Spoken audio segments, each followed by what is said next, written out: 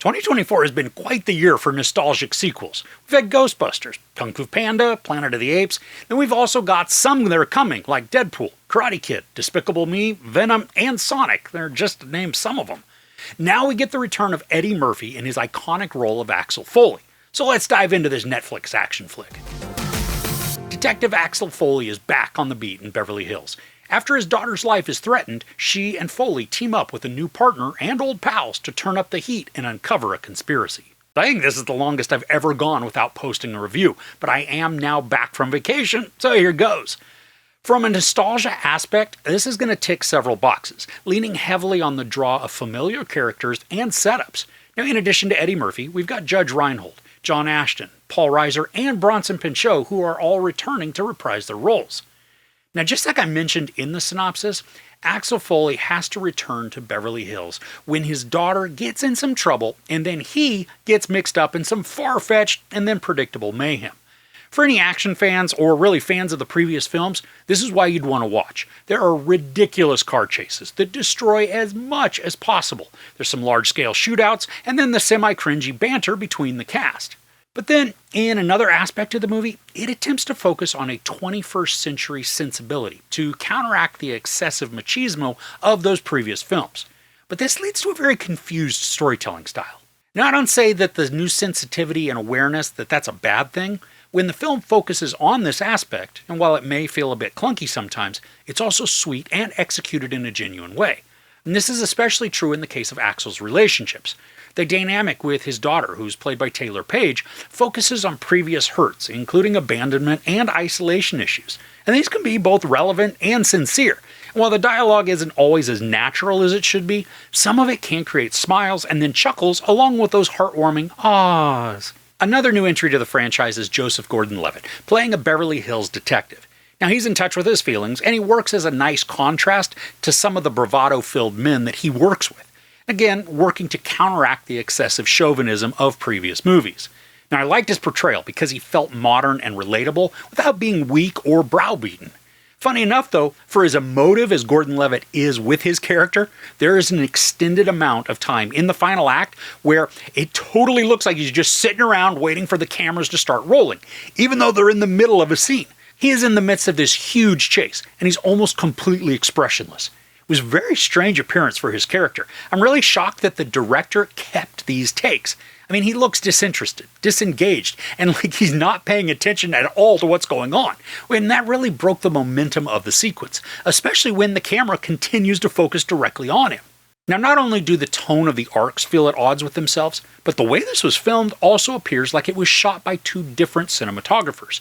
The action, it's captured with excitement and immersive motion. But then, most of the other shots, they're beautiful, contemplative, creating this almost artistic vibe to the film that just doesn't totally match the action comedy vibe of the other parts. Again, by themselves, these aren't bad or negative things. Together, though, these are at war for the dominant style, and each are clashing at awkward times to reduce the overall effectiveness. And then we have the overall story. This is so incredibly predictable. I mean, it's almost insulting at how the narrative attempts to hide or misdirect the surprises from us. Now, I think from the outset, the plot tells on itself and then removes any sense of intrigue or mystery. Now, I don't mind that if they're not trying to make it seem mysterious, but because the storytelling works to center the larger arc on this tired, familiar, and then obvious storyline, I was just counting the minutes until we'd get to another bit of excitement, be that a gunfight or a car chase. And when we get these action pieces, they are overblown, but so much fun in their craziness. I mean, these sequences, they feel right at home with the franchise, and really then in just any of the 80s and 90s action movies. When there are pursuits, I mean, the film works to create the maximum amount of carnage. The setups, they're silly and way outside of plausibility, but that's also why they're so much fun. I mean, it'd be a fun drinking game to take a shot every time Axel barrels through a vehicle with another one. But I think within a minute or two of just the opening scene, you'd be on the way to the hospital for alcohol poisoning. And then we've got the shootouts. Now, these are wickedly violent and way more graphic than I thought they would be. I mean, the most surprising was the large amount of headshots that are showcased awesomely with grotesque bodies and blood splatters. Now, if you're a fan of the theme tune, which was composed by Harold Faltermeyer, you're going to appreciate the way the song is incorporated throughout the movie in various genres. No matter how it's delivered, though, there is no mistaking that signature song. Now, because of the mixed storytelling styles, the overall pacing is uneven, and it leads to making this feel much longer than it is or needs to be. It's just short of 2 hours. I found myself though wondering how much was left multiple times throughout. So when all is said and done, the movie is a fun callback to the previous Beverly Hills Cop films, drawing on the dysfunctional camaraderie between Foley, Billy, and Taggart to make for some endearing chuckles. The action, it's also a highlight of the film, delivering big-budget destruction through exciting and adrenaline-filled car chases.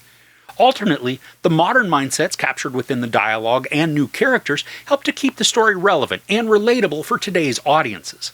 Unfortunately, though, the movie can't decide on which type of story it wants to tell, using conflicting presentations that lead to a disjointed and separated storytelling experience. Both story structures work well individually, but when combined, they create a confused narrative that misses way more times than it hits its mark. This isn't bad for a casual watch, but if you're looking for a revival of the hilarious or action-packed films of previous decades, this isn't going to be nearly as satisfying. There is no sex or nudity, there is a ton of profanity, and then a boatload of violence. I give Beverly Hills Cop Axel F 2.5 out of 5 couches. So do you have a favorite character or performance of Eddie Murphy's? Let me know about it in the comments below. If you enjoyed this review, please give it a like. Also, don't forget to share and subscribe. I'm Chris. This is Movies and Munchies. Thanks for couching with me.